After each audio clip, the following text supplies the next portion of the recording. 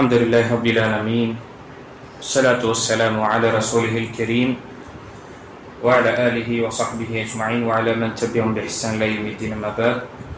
بواب الباب إمام محمد بن عبد الوهاب رحمه الله في كتابه كتاب التوحيد باب قول الله تعالى إنما ذلكم الشيطان يخوف أولياء فلا تخافوهم وخافوني إن كنتم مؤمنين. இணைத்துக்கூடிய அல்லாஹ் அடியார்களே, தொடர்ச்சியாக ஒவ்வொரு ஞாயிற்றுக்கிழமையும் கிதாபு தௌஹீதுடைய பாடங்களை நாம் பார்த்து கொண்டு வருகின்றோம்.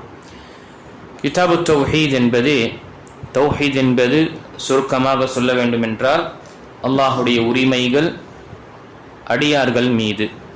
இப்போ அல்லாஹு தஆலாவுடைய உரிமைகளில் இங்கு சொல்லப்படக்கூடிய ஒவ்வொரு விஷயமும் இது அனைத்துமே அல்லாஹுடைய உரிமைகள். இது அவனுக்கு மட்டுமே நாம் சமர்ப்பிக்க வேண்டும். இந்த விஷயங்களை வேறு யாருக்காகவும் நாம செய்துவிடக் கூடாது. அதில் இன்று பார்க்கக்கூடிய தலைப்பு பயப்படுதல் என்ற தலைப்பின் கீழ் வசனங்களும் மற்றும் ஹதீஸ்களில் வருகின்றது. இதற்கு முன்னால் தலைப்பு மஹப்பா, நேசம் கொள்ளுதல். இப்போ இங்கு நேசம் கொள்ளுதலும் பயப்படுவதும் அஞ்சுவதும் இது இரண்டுமே ஒரு மனிதன் அல்லாஹு தஆலாவுக்காக செய்யக்கூடிய விஷயங்கள் ஒன்று. நேசிப்பது என்றாலும் அவனுடைய நேசத்தில் முதன்மையாக இருப்பது அவனுடைய ரப்புடைய நேசம்தான். அந்த நேசத்தில் வேறு இந்த உலக விஷயங்கள் எதுவுமே என்ன ஆகிவிடக்கூடாது, அது முக்கியத்துவமாக ஆகிவிடக்கூடாது. அதே போல் அடுத்ததாக பார்க்கும் பொழுது இங்கு பயப்படுதல். அல்லாஹ் தஆலா தன்னுடைய திருமறையில் சூரத்துல் ஆல இம்ரானுடைய 175வது வசனத்தில் கூறுகின்றான், ஷைத்தான் தன் சகாக்களை கொண்டும் இவ்வாறு பயமுறுத்துகிறான், ஆகவே நீங்கள் அவர்களுக்கு பயப்படாதீர்கள், நீங்கள் முஃமின்களாக இருப்பின் எனக்கே பயப்படுங்கள் என்று அல்லாஹ் கூறுகின்றான். இங்கு ஒரு மனிதன் மஹப்பா, நேசம் கொள்வதும் அஞ்சுவதும் இது இரண்டுமே கொண்டு செல்லக்கூடியவனாக இருப்பான். முஃமினுடைய வாழ்க்கையில் இந்த இரண்டுமே இருக்கும். ஒரு தரப்பில் ஒரு விஷயத்தில் அதிகமாக ஆகிவிட்டான் அவன் வெளிக்கேடில் சென்று விடுவான். அதிகமாக மஹப்பத் வைக்கின்றேன் என்பதற்காக இந்த அச்சத்தை மறந்து விட்டான் என்றால், அல்லாஹ் மீது நாம் நேசம் கொள்கின்றேன் என்று முழுமையாக அச்சத்தை என்ன செய்கின்றார்கள், மறந்து விடுகின்றார்கள். இப்படிப்பட்ட ஒரு நிலை என்ன, சூஃபியாக்களுடைய நிலை இருக்கு. இர்ஜா என்று சொல்லக்கூடிய முர்ஜியா, இவர்களுடைய அதிகமான சாய்வு எந்த பக்கத்தில் இருக்கும், நேசம் என்ற விஷயத்தில். அல்லாஹ்வை நேசிப்பதும் அல்லாஹ் மன்னிச்சிருவாங்க, அல்லாஹ் 70 தாய்க்கு மேல கருணை உள்ளவன், அல்லாத்தையும் மன்னிச்சிருவான் என்று ஒரு தரப்பில் சாய்ந்து இருக்கிறாங்க. ஆனா அதே ரப்புல் ஆலமீன் தண்டிக்க ஆரம்பிக்கும் பொழுது அவனுடைய தண்டனையிலிருந்து யாரும் தப்பிக்க மாட்டார்கள் என்ற அந்த விஷயத்தை மறந்து விடுகின்றார்கள். அப்போ ஒரு தரப்பில் சாய்வது என்பது கூடாது. அதே போல இங்கு முழுமையாக அஞ்சுவது என்ற விஷயங்களில் சாயும் பொழுது அவன் அல்லாஹ்வை நேசித்துக் கொள்ளக்கூடிய விஷயத்தில் மறந்து விடுகின்றான். அல்லாஹ் மீது ஆதரவு வைக்கக்கூடிய விஷயத்தை மறந்து விட்டு என்ன செய்கின்றான், கடைசியாக நிராசை அடைகின்றான். அவ்வளவுதான், முடிஞ்சிருச்சு, இவ்வளவு பாவம் செய்து விட்டேனே, இதற்கு பிறகு எனக்கு மன்னிப்பே கிடையாது என்று என்ன செய்கின்றான், அவன் அல்லாஹை அஞ்சுகின்றான் என்று என்ன செய்கின்றான், நிராசை, கடைசியில் அவன் நிராசையுடைய நிலையில் வந்து விடுகின்றான், மன அழுத்தத்தில் ஏற்படுகின்றான். அதனால்தான் இமாம் இப்னுல் கய்யிம் ரஹிமஹுல்லாஹ் அவர்கள் கூறினார்கள், ஒரு முஃமினுடைய வாழ்க்கையில் இந்த நேசமும் மஹப்பாவும் அதே போல அல்லாஹ் மீது இருக்கக்கூடிய இந்த அச்சம், அவன் மீது வைக்கக்கூடிய ஆதரவும், அவனை அஞ்சுவதும் பயப்படுவதும், இது இரண்டுமே எப்படி இருக்க வேண்டும் என்றால், ஒரு பறவை, ஒரு பேர்டு, ஒரு பறவையுடைய 2 ரெக்கைகள் எப்படி இருக்குமோ, எப்படி அங்கு நடுநிலையாக வானத்தில் பறக்கும் பொழுது இருக்குமோ அதே போலதான் இருக்க வேண்டும். ஒரு தரப்பில் சாயும் பொழுது அது கீழே விழக்கூடிய வாய்ப்புகள் ஏற்படும். இப்போ முஃமின்களுடைய வாழ்க்கையில் 2 விஷயங்கள் இருக்கும். இங்கு இந்த தலைப்பில் அஞ்சுவது என்று சொல்லப்பட்டது. இப்போ அஞ்சுதல் மற்றும் பயப்படுதல் இது அனைத்துமே அல்லாஹுக்காக நாம் செய்ய வேண்டியதாக இருக்கின்றது. இந்த வசனத்தில் நமக்கு சொல்லப்படுகின்றது. அஞ்சக்கூடிய விஷயத்தில் மஹப்பா என்று வைக்கும் பொழுது அல்லாஹ் மீது நாம நேசம் கொள்கின்றோம். எதற்காக நேசம் கொள்கின்றோம், நாம் செய்யக்கூடிய அமலுக்கு அல்லாஹ்விடம் கூலி இருக்கும், கூலி கிடைக்கும் என்ற அந்த ஆறுதலும் அந்த ஆதரவும் வைத்துக் கொண்டு நாம் என்ன செய்கிறோம், அல்லாஹ்வை நேசிக்கிறோம். அல்லாஹ்வை கொண்டு அஞ்சிக் கொள்ளுங்கள் என்று சொல்கின்றோம் அல்லது அஞ்சுகின்றோம் என்று நாம கூறும் பொழுது என்ன அர்த்தம்? அல்லாஹுடைய தண்டனையிலிருந்து நாம அஞ்சிக் கொள்வதும் பயப்படுவதும். இப்போ பொதுவாகவே ஒரு மனிதன் ஒரு அடியான் ஒரு அமலை செய்கின்றானோ அல்லது ஒரு அமலை ஒரு பாவத்தை விடுகின்றானோ எதுவாக இருக்கும்? இந்த இரண்டு தான் இருக்கும். ஒன்று மஹப்பா, அல்லாஹ் எனக்கு சவாபை கொடுப்பான், நன்மையை கொடுப்பான், கூலியை எழுதுவான் என்று அந்த அஜரை கொடுப்பான் என்ற அந்த மஹப்பா, அந்த நேசத்துடன் அவன் அல்லாஹை வணங்குவான். இல்லை என்றால் அல்லாஹு தாலாவுடைய தண்டனையிலிருந்து நாம் பாதுகாத்துக் கொள்ள வேண்டும் என்று என்ன செய்வான்? பயப்பட்டு பாவங்கள் இருந்து அவன் என்ன செய்வான்? விலகிக் கொள்வான்.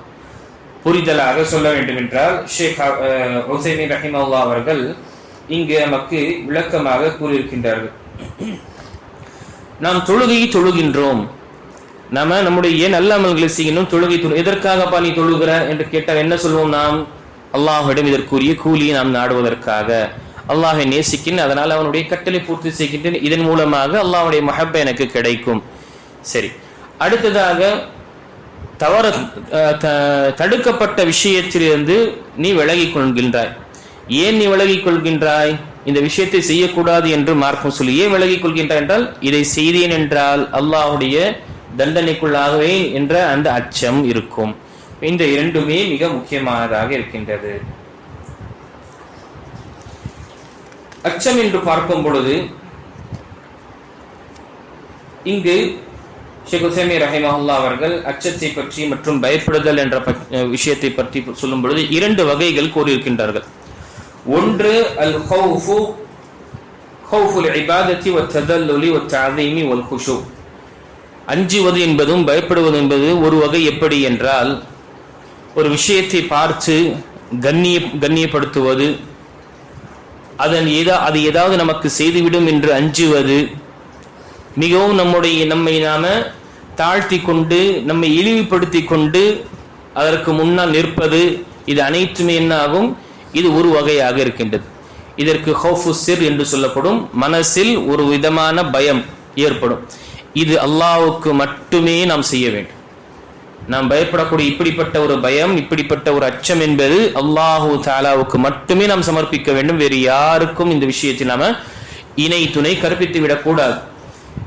புரிதலாக சொல்ல வேண்டும் என்றால், ஒரு மனிதன் கபருக்கு முன்னால் இருக்கின்றான் அல்லது அடக்கஸ்தலத்திற்கு முன்னால் இருக்கின்றான். சிலை, சிற்பம், கல்லு, மண் அல்லது உயிரோடு இருக்கக்கூடிய ஒரு நபர், இவன் எனக்கு பாதிப்பு ஏற்படுத்துவான், இவனுடைய பேச்சை கேட்கவில்லை என்றால், இவனுக்கு ஏதாவது ஒரு காணிக்கை நான் கொடுக்கவில்லை என்றால், இவனை கண்ணிய குறைவாக நான் செய்தேன் என்றால் எனக்கு பாதிப்பு ஏற்படும், இவனால எனக்கு பாதிப்பு ஏற்படும் என்று அவன் நினைத்தான் என்றால் அது கண்டிப்பான ஒரு ஷிர்க்குடைய விஷயங்கள் கொண்டு செல்லும்.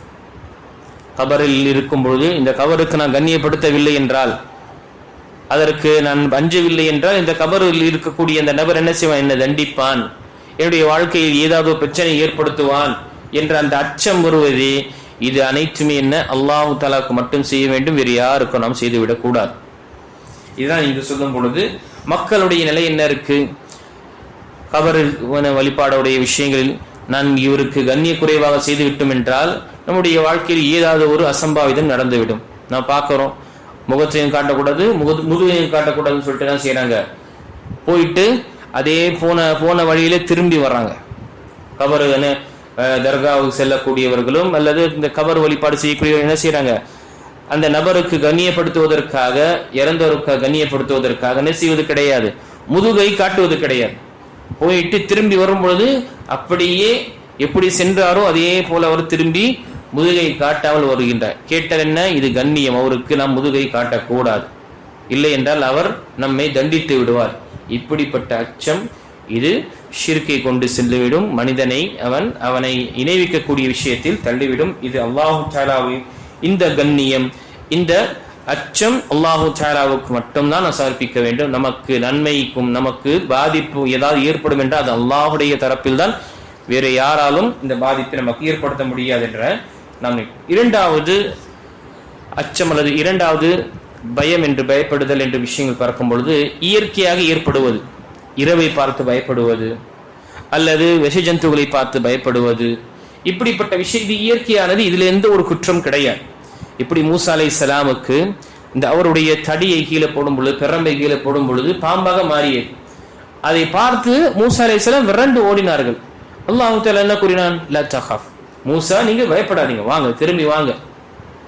சனுஈதுஹா சீரத்தல் ஊலா, நாம் திரும்பவும் அதை அதனுடைய அசல் ரூபத்தில் கொண்டு வருவோம் என்று அவர்களை அழைத்து. அப்போ இது இரண்டாவது ஒரு பயம், இது ஒரு இரண்டாவது வகையான ஒரு அச்சமாக இருக்கின்றது. இது மனிதனுடைய வாழ்க்கையை இயல்பாக ஏற்படுவது, இதனால் எந்த ஒரு தவறும் அல்லது எந்த ஒரு குற்றம் கிடையாது. முதல் தரத்தில் நாம் சொல்லப்பட்ட முதல் வகையில் சொல்லப்பட்ட விஷயம்தான் இது அல்லாஹு தாலாவுக்கு மட்டுமே சமர்ப்பிக்க வேண்டும். இதில் யாரும் எந்த ஒரு விஷயத்தையும் அல்லாஹுக்கு இணை கற்பிக்க கூடாது. இதைதான் அல்லாஹு தாலா அடுத்த வசனத்தில் சொல்லும் பொழுது, இன்னமா யஅமுரு மஸாஜித அல்லாஹி மன் ஆமன பில்லாஹி வல் யௌமில் ஆகிர் வ அகாம ஸ்ஸலாத வ ஆத ஸகாத வ லம் யக்ஷா இல்லல்லாஹ் ஃபஅஸா உலாயிக அன் யகூனு மினல் முஹ்ததீன்.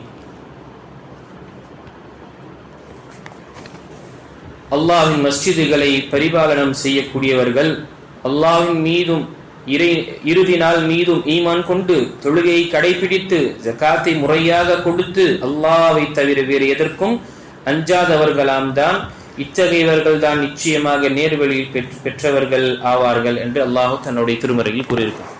இப்போ இந்த வசனத்திலும் என்ன சொல்லப்பட்டது?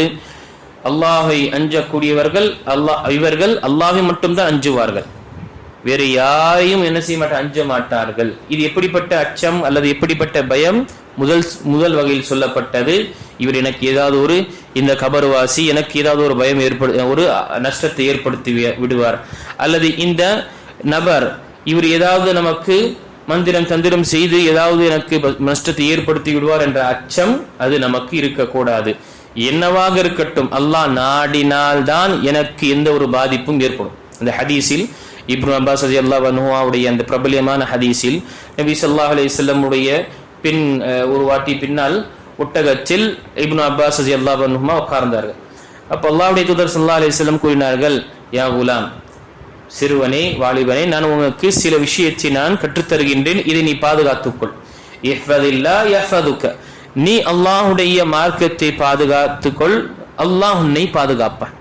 அவனுடைய மார்க்கத்துடைய சட்டங்களை பாதுகாத்துக்கொள், பேணுதலாக நீ என்னை பின்பற்றுவாயாக, அல்லாஹ் உன்னை பாதுகாப்பான். அதற்கு பிறகு நபி ஸல்லல்லாஹு அலைஹி வஸல்லம் சில உபதேசங்கள் சொல்லும் பொழுது அதில் ஒரு விஷயத்தை கூறினார்கள், வஅலம் அன்னல் உம்மத லவ் இஜ்தமஅத் அலா அன் யன்ஃபஉக பிஷைஇன், அறிந்து கொள், ஒட்டுமொத்த சமுதாயமும் அனைவரும் திரண்டு உனக்கு நன்மையை செய்ய நாடினால் லம் யன்ஃபஉக பிஷைஇன் இல்லா மா கதபஹு அல்லாஹு லக், அவர்களால் எந்த ஒரு நன்மை உனக்கு செய்துவிட முடியாது, எதை தவிர, எதை அல்லாஹ் உனக்காக எழுதிவிட்டானோ அதை தவிர.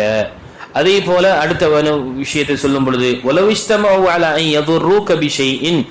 அதே போல ஒட்டுமொத்த மனிதர்கள் சேர்ந்து உனக்கு ஒரு நஷ்டத்தையும் ஒரு பாதிப்பையும் ஏற்படுத்த நாடினால் விரும்பினால் லம் யதுர்ரூக, இவர்களால் எந்த ஒரு பாதிப்பு உனக்கு ஏற்படுத்த முடியாது, இல்லா மா கதபஹு அல்லாஹு அலைக், எதை தவிர, எதை அல்லாஹ் உன் மீது எழுதிவிட்டானோ இவ்வளவுதான் உனக்கு பாதிப்பு ஏற்படும் என்று எழுதப்பட்ட அதை தவிர அதிகமாக அவர்கள் உனக்கு எந்த ஒரு பாதிப்பும் ஏற்படுத்தி விட முடியாது என்று நபி ஸல்லல்லாஹு அலைஹி வஸல்லம் வாழ்ந்த சகோதரர் மிகவும் ஒரு வாலிப வயசான அந்த சஹாபிக்கு கற்றுத்தருகின்றார். அப்போ கணித்துக்குறள் இதுதான், அஞ்சுவது மற்ற அனைத்துமே அல்லாஹு தஆலாவுக்கு தான் நாம் செய்ய வேண்டும்.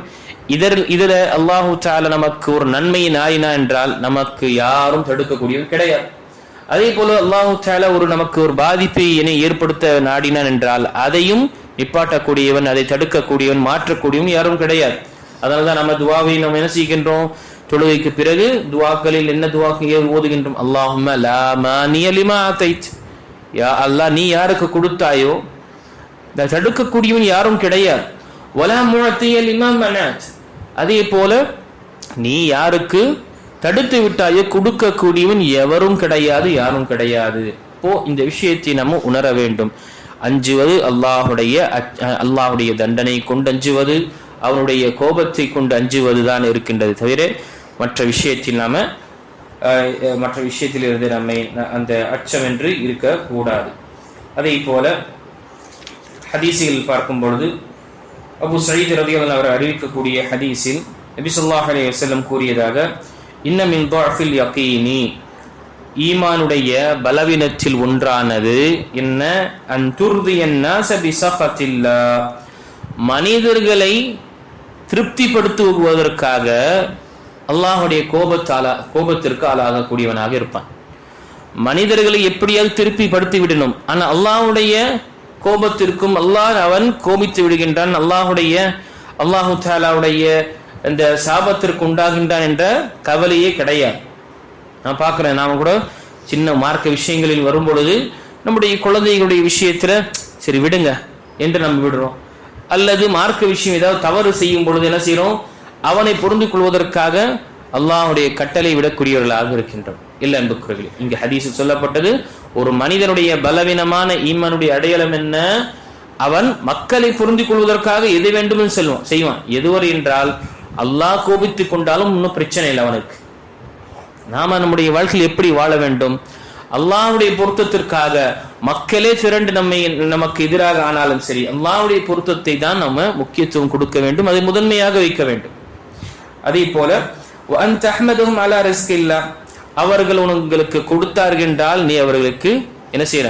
அல்லாஹ் கொடுத்த ரிஸ்கில் இருந்து அவர்கள் உனக்கு கொடுத்தால் அவர்களை நீ புகழ்கின்றாய். இது இரண்டாவது அடையாளம். அதே போல அல்லாஹ் உனக்கு கொடுக்கவில்லை என்றால் என்ன செய்யற? அவரை அவங்க உனக்கு அல்லாஹ் கொடுத்த விஷயத்திலிருந்து எதுவும் கொடுக்கலன்னா இழிவாக பேசுவது, தரைக்குறைவாக பேசுவது, கண்ணிய குறைவாக பேசுவது என்று என்ன அர்த்தம்? கொடுத்தா அவன் புகழ்வான், இல்ல கொடுக்கலன்னா அவனை இகழ்வான், அவனை கொச்சப்படுத்துவதோ அவனை பரிகாசம் செய்வது என்ற விஷயங்கள் ஏற்படும். இது எல்லாம் என்ன? இது ஒரு ஈமான், பலவீனமான ஈமானின் அடையாளம்.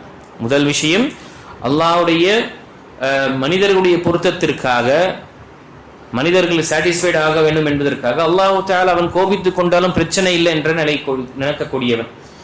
இரண்டாவது, அவர்கள் மனிதர்கள் உனக்கு ஏதாவது கொடுத்தா அவர்களை புகழ்வான்.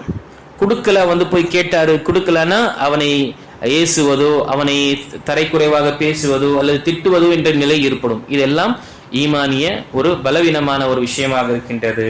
ஆக இது அல்லாஹு தஆலாவுடைய கோபத்திற்கு ஆளாக கூடாது. மனிதர்கள் எந்த ஒரு மனிதன் இந்த உலகத்தை அடைவதற்காக அல்லாஹ்வுடைய கோபத்தை அவன் பெறுகின்றானோ, அல்லாஹு தஆலா அப்படிப்பட்டவனுக்கு இந்த உலகத்திலே இழிவை ஏற்படுத்துகின்றான். ஹதீஸில் வரக்கூடிய வார்த்தை, மனில் தமஸ ரிதல்லாஹி பிஸஹத்தின் நாஸ் ரலியல்லாஹு அன்ஹு வஅர்தா அன்ஹுன் நாஸ். அல்லாஹ்வுடைய பொருத்தத்தை பெறுவதற்காக மக்களே அவனை கோபித்துக் கொண்டாலும் அவன் அல்லாஹ்வுடைய பொருத்தம் தான் முக்கியமானது என்று நினைத்து அவன் முயற்சி செய்கின்றானா, அப்படிப்பட்டவனுக்கு அல்லாஹ்வுடைய பொருத்தமும் கிடைத்து விடுகின்றது, மனிதர்களுடைய பொருத்தமும் கிடைக்கின்றது.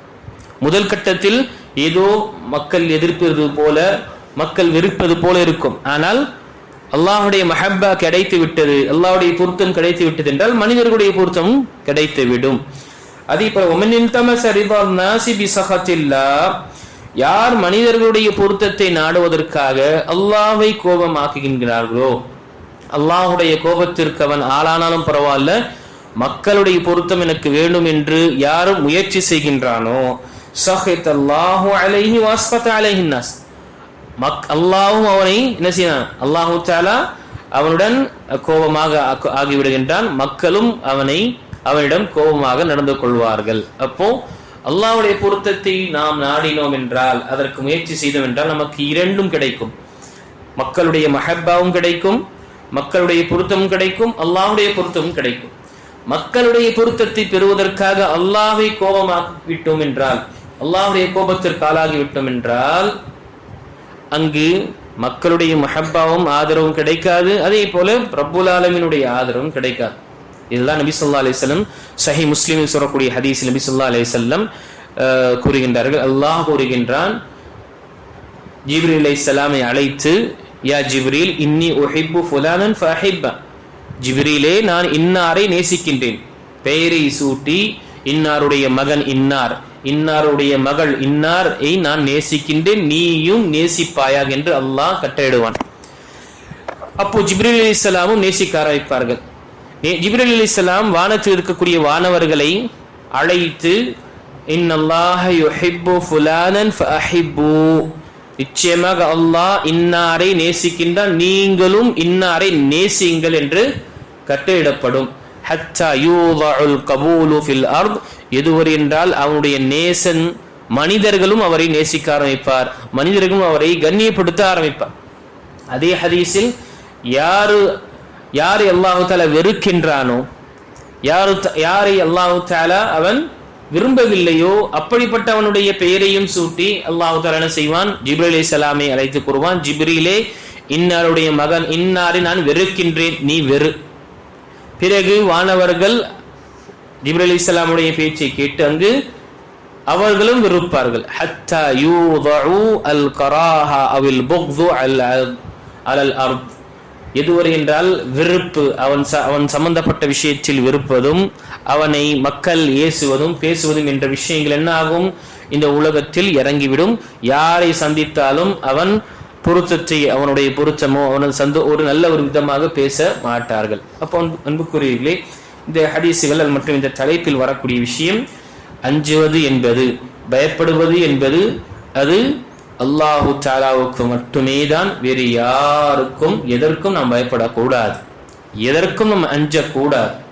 நாம் இயல்பாக வரக்கூடிய அச்சம், இயல்பாக வரக்கூடிய பயம், இதில் எந்த ஒரு குற்றம் கிடையாது. ஆனால் இவர் எனக்கு ஏதாவது ஒரு பாதிப்பை ஏற்படுத்துவார், இவருடைய பேச்சை நான் கேட்கவில்லை என்றால், அல்லது இவருக்கு நான் கண்ணிய குறைவாக செய்து விட்டேன் என்றால், இந்த இறந்தவர்களுக்கு, இந்த மையத்துகளுக்கு என்ன ஆகும், எனக்கு பாதிப்பு ஏற்படும் என்ற இந்த அச்சம் நம்மிடம் இருக்கக்கூடாது. ஏனென்றால் இந்த அச்சம், இந்த பயப்படுதல் அல்லாஹுடைய உரிமைகள் நாம சமர்ப்பிப்பது என்பதுதான் தௌஹீதாக இருக்கின்றது. ஆக அல்லாஹு தஆலா சொல்லக்கூடியவனுக்கும் கேட்கக்கூடிய அனைவர்களுக்கும் இந்த அச்சம் சார்ந்த விஷயங்களும் பயப்படுதல் என்ற விஷயங்களை அல்லாஹு தஆலாவுக்கு மட்டுமே சமர்ப்பிக்கக்கூடியவர்களாக அல்லாஹ் நம்மை ஆக்கியருள்வானாக. ஆமீன். வஹ்ரு தவானா அல்ஹம்துலில்லாஹி ரப்பில் ஆலமீன்.